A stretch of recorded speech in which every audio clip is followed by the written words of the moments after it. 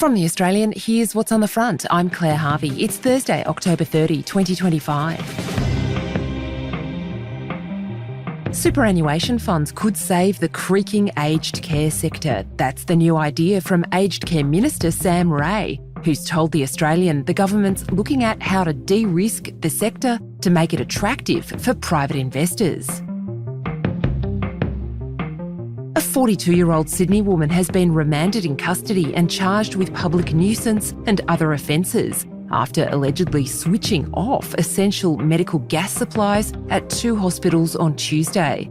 A 72-year-old man died an hour after Vanessa Moulton allegedly tampered with the supply. She's told a local court, "I didn't do it." That story's live now at theaustralian.com.au. Catherine wants Andrew out of her face, and William has told his favourite cousins to make their father see sense. It's not the plot of EastEnders, it's the House of Windsor's royal reality soap opera. Today, why Prince William has reportedly told Princesses Beatrice and Eugenie their own titles are at risk.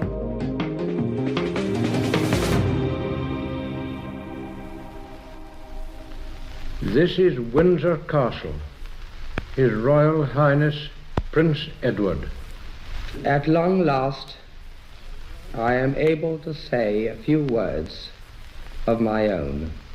A few hours ago, I discharged my last duty as King and Emperor.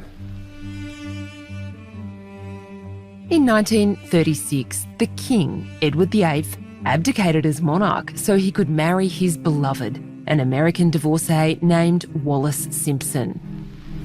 I have found it impossible to carry the heavy burden of responsibility without the help and support of the woman I love. They were kicked out of the family and the country. I think he was ahead of his time. I think he had lots of pep, and I think he was very much ahead of his time. I think he wanted to establish things that were a little not ready for them, really, perhaps. In the 1990s, Princess Diana was the outcast. Do you think Mrs. Parker Bowles was a factor in the breakdown of your marriage?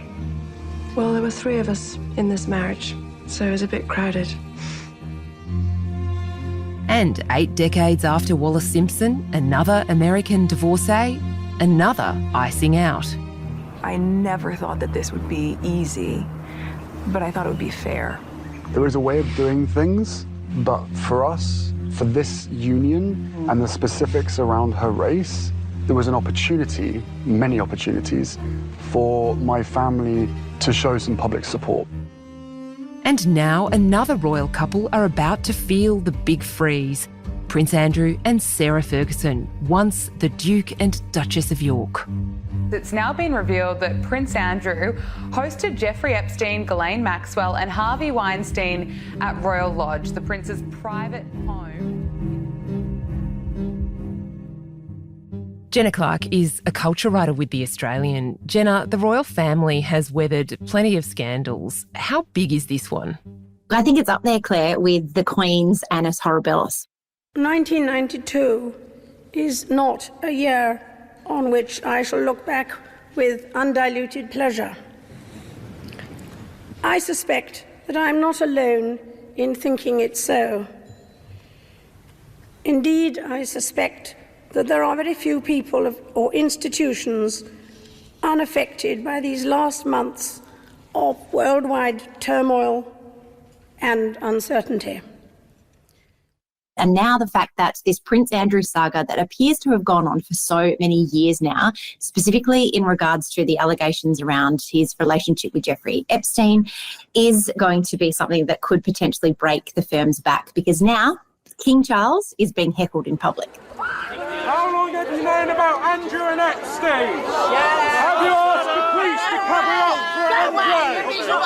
Have you asked the police to cover up for Andrew? What do you think? Should the MPs be allowed to debate the lawyers in the House of Commons? The video of that heckling is very interesting, isn't it? Charles must have been able to hear what was being said, but he kept the stiff upper lip, ignoring it and shaking hands anyway. It started out so well for Prince Andrew. He was the Queen's favourite son. He was Duke of York. He had a bunch of other titles. He married someone who seemed like a lot of fun in Sarah Ferguson. I asked Sarah some weeks ago, and Sarah actually said yes, which surprised me. I'm a single working mum, 2 girls, and I don't have a trust fund, or I have to work. Is it? I can only use the local language. I mean, is there some handout from the Queen? No, not at all. And although they split up, they seem to be managing a life together as a family with their 2 children, Beatrice and Eugenie, even as she pursued a private life. She gave some interviews in which she said very much that she didn't accept any largesse from the royal family, that the royals didn't help her out at all, that she paid her own rent, and she had commercial deals like with Weight Watchers. Time for me to stand on my own 2 feet and not, accept the kindness of Her Majesty anymore. I can do it now, thanks to Wedgwood and to Weight Watchers, and I'm proud to be able to say that I'm able to pay rent at the end of every month. You've met Sarah Ferguson. What was your impression of how independent her life actually was?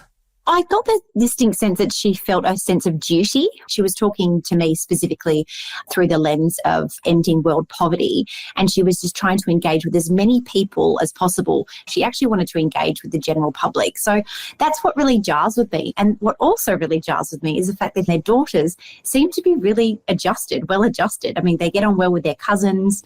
They pursue their own private careers. They do a lot of philanthropy work in private as well. So that's the most jarring aspect for me about this whole saga.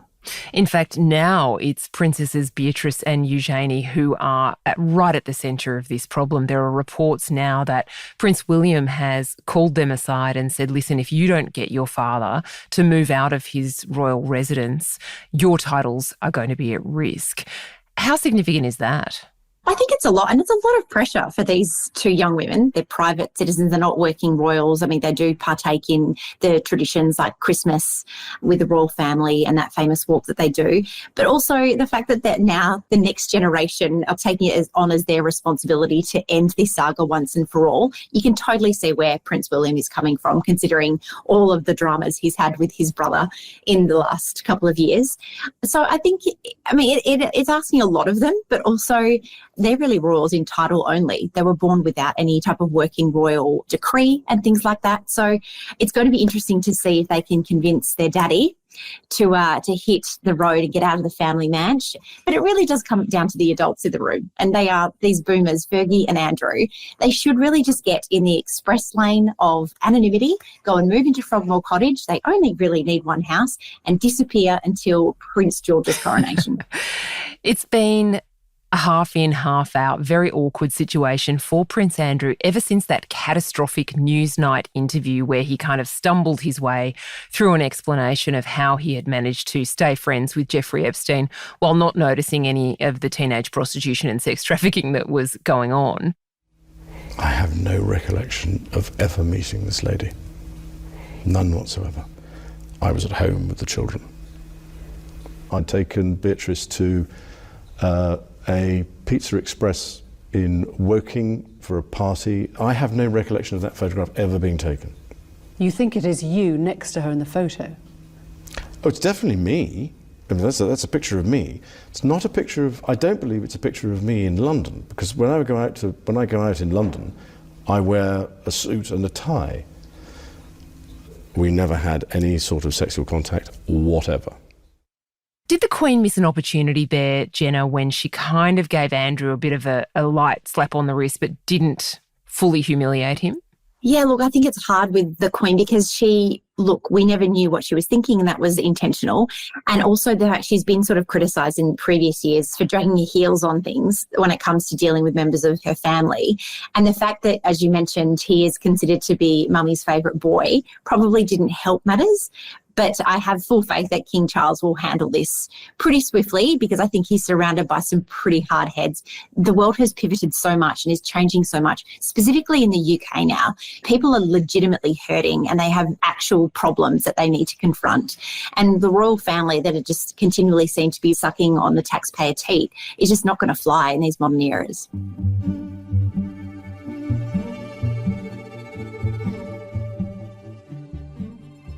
Our sister masthead, The Times in Britain, has reported that it's Princess Catherine, the Princess of Wales, who really wants Andrew out of her face. The Prince and Princess of Wales are moving to a new property on the royal estate that would bring them to within just a mile of where Andrew and Sarah are now living in Royal Lodge. What does that tell us about her? I have written about this extensively. I think that she is the be-all and end-all of the royal family for the modern era and the modern age because she actually has that real-life experience. The challenges facing children in the UK today can often feel overwhelming. Both William and I have seen that many young people are struggling to cope with the impact of bullying, bereavement, domestic violence, family breakdown and more. So I think it will be interesting to see just how much soft pressure that she will apply on both the King and also her husband, Prince William. But we've sort of seen that in reports that are coming out now that he's already putting pressure on his cousins to get their dad to hot-foot it and go gently into that quiet night.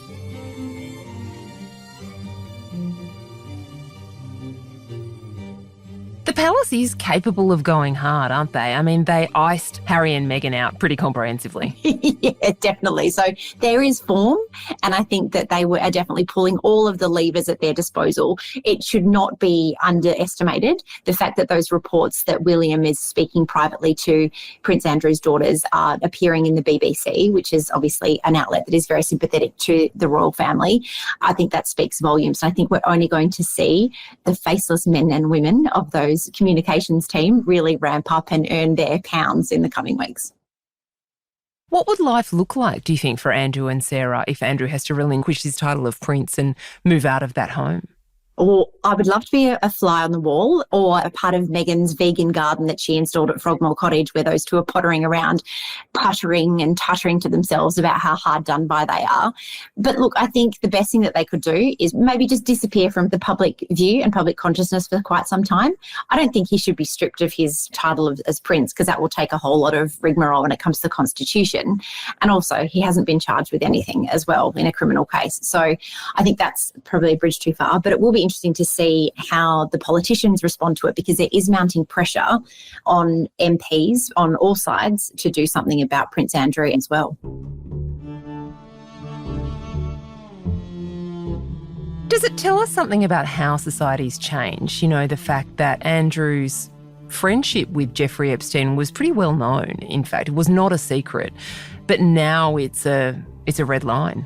Yeah, well, I think considering all of the things that are happening around the Epstein case, the Release the Files case and saga in the United States is probably not going to be going away anytime soon, much to the annoyance, I would imagine, of some very high-profile politicians and personalities over there on that side of the pond.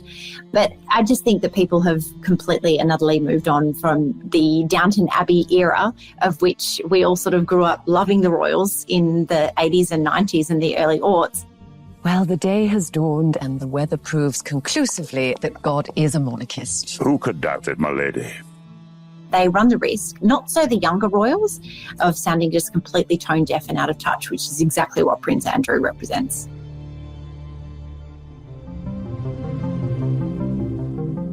Coming up, could the vacancy at Royal Lodge create an opportunity for the Californian exiles to return?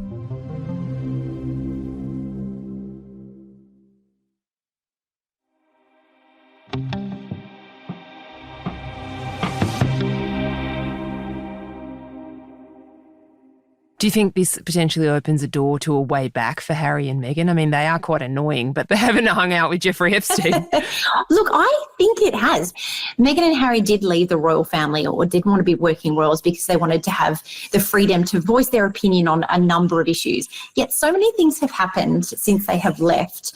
They have kind of remained silent. I mean, sure, they've delivered care packages for people impacted by bushfires, but they have not really put their head up to speak about such social issues, political issues, even environmental issues. They haven't really gone on a bender about those. So I think there is a pathway back because they haven't really done much other than make jam. It looks like quite good jam, to be fair. Yeah, yeah, it does look good.